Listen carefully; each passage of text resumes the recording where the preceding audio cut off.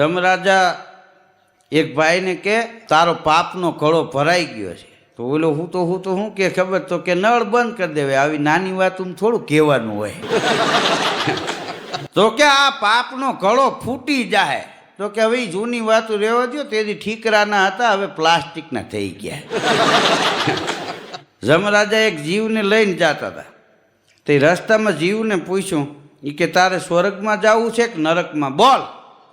તો જીવ શું કહે છે એ કે પહેલાં મારો મોબાઈલ ઘીરેથી મંગાવી દો ને, વાઈફાઈ હોય ને મને મૂકો, પછી હું મારી મેળે જ એ બધી ગોઠવી લઈશ ક્યાં જવું ક્યાં નહીં. એટલે કીધું ત્યાં વાઈફાઈ નથી હાલતું, એ બધું અહીંયા હાલે છે.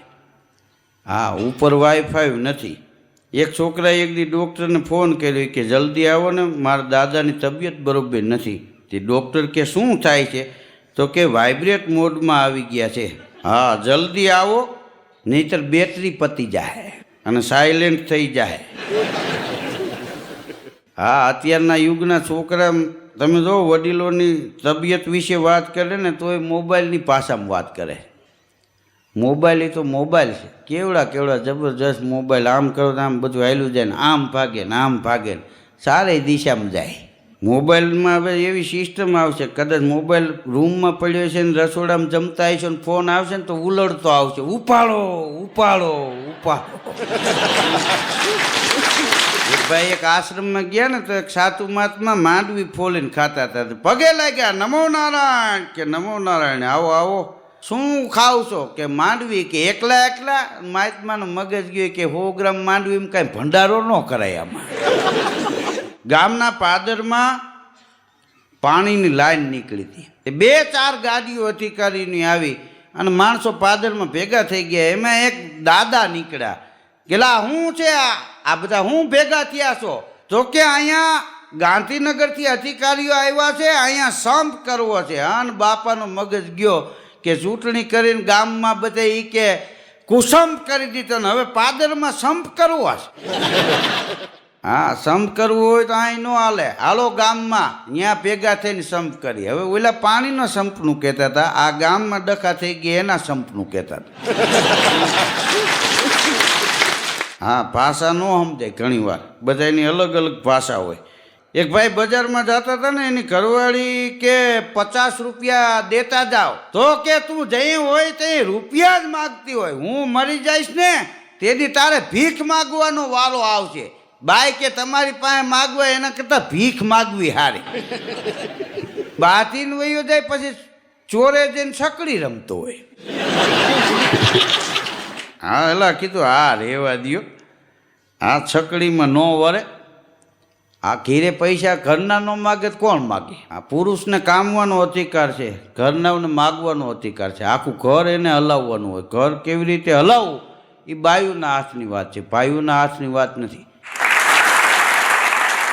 પુરુષો તો લઈ આવે, કામી આવે, પણ ઘર કેવી રીતે હલાવવું એ બૈરાના હાથની વાત છે. દરેક પોતપોતાના સ્થાન ઉપર હોય તો સારું લાગે. પોલીસ સ્ટેશનમાં એક ભાઈને કોકે વાત કરી એ કે અહીંયા સાહેબ એવા આવ્યા છે કે ગમે એ માણસની ઉપર કાંઈ તકલીફ આવી હોય, કોઈ એને હેરાન કર્યા હોય, કોઈ ખોવાઈ ગયું હોય, તો આ સાહેબ એનું કામ પૂરું કર્યા પછી નિરાતે બેહે, ત્યાં સુધી બેસતા નથી. એ એક બેન સાંભળી ગયા તો એ ત્યાં પોલીસ સ્ટેશને ગયા.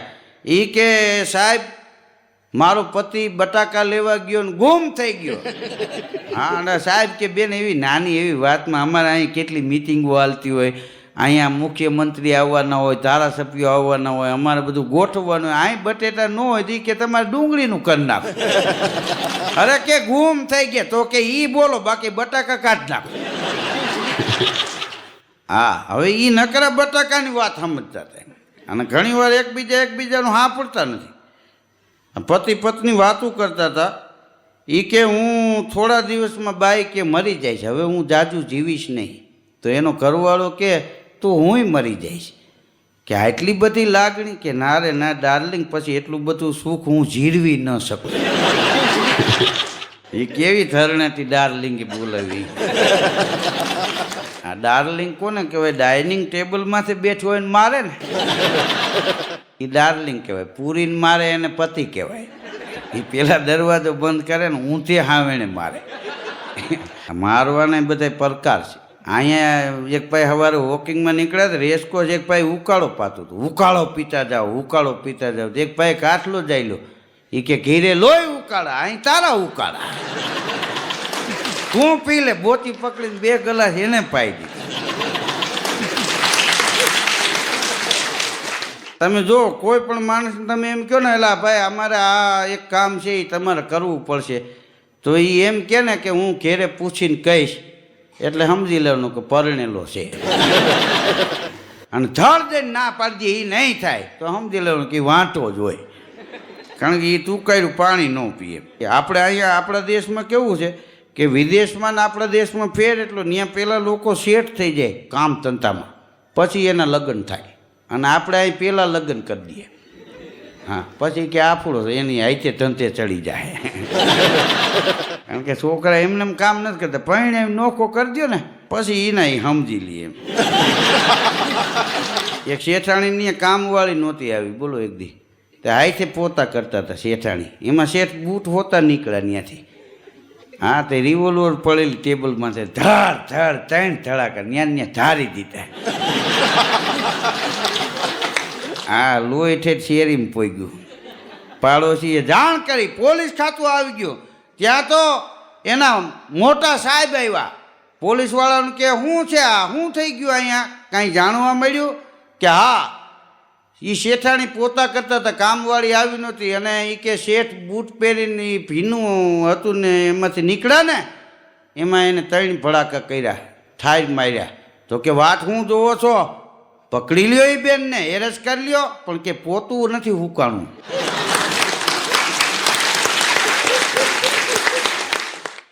એના હગા ધણીને ધારી દીધો એ અમને મૂકે. પોલીસવાળા આમ શેઠેથી જોતા હતા, એ કે નથી ઝબકારી મારે, ઉકાઈ જાય પછી જાય. હમણાં એક બાપાએ એના જમાઈને ફોન કર્યો, એ કે આવા તમે હશો એવી અમને ખબર નહીં. કે તો કે કેમ? તો કે તમે લગ્ન પહેલાં ન કીધું તમે દારૂ પીઓ છો એમ. તો એનો જમાઈ કે એવું હાઈલા રાખતું હોય, તમે કોઈ દી કીધું લગ્ન પહેલાં કે તમારી દીકરી લોહી પીએ છે? આવી ઝીણી ઝીણી વાત મેં કે ફોન કરીને એવું ન હોય કાંઈ. હા, તમારે 2 પેક લેવો હોય તો આવો. હા, એક દી એક ભાઈ બીજા ભાઈને પૂછેલું, એ કે શ્રદ્ધા અને અંધશ્રદ્ધા આમાં ફરક શું?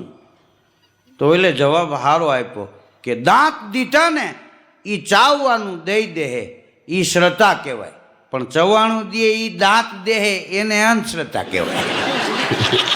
દાંત દીધા એ ચાવવાનું આપશે એને શ્રદ્ધા કહેવાય, ચવાણું આપ્યું એ દાંત આપશે એવા વિશ્વાસમાં દીવા હળગાવીને બેઠા રહ્યો એ અંધશ્રદ્ધા કહેવાય. એ ચવાણું જ આપે, દાંત ન આપે.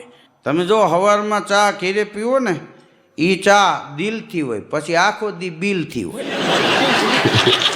ઘણા ઉતારમાં ચા પીતા હોય પછી મહિને હિસાબ થાય કે ચા હાવ બોગસ આવે. બોલો કે હવે ઉપે ગળે હબડકા મારે, આ બિલ આવ્યું એ બોગસ છે એમ કે. ચા વાળો એ વળી 25 ચા ચડાવીને લઈને આવ્યો હોય, એ કે એવું હોય થોડા ઘણા ઓછા કરી નાખી. આ બાઈઓ ખરીદી કરવા જાય તો 150 રૂપિયાનું કાપડ હોય, એ વેપારી 400નું મૂકીને બેઠો હોય. બહુ કાશ કરે તો ઉતારી દે, બાયું રાજી થઈ જાય, તો ઓલાને 50 વધારે મળે. પુરુષ જાય તો એ કે એ ભાવ આપી દે, એમાં એ લપ ન કરે. અમુકને ભાવ ઓછા કરવાની ટેવ હોય. હા, તમે કદાચ 1.5 રૂપિયાની વસ્તુ હોય કે આટલા બધા ન હોય, 1.25 રૂપિયો રાખો. હા, ઓછું કરાવવું એમ.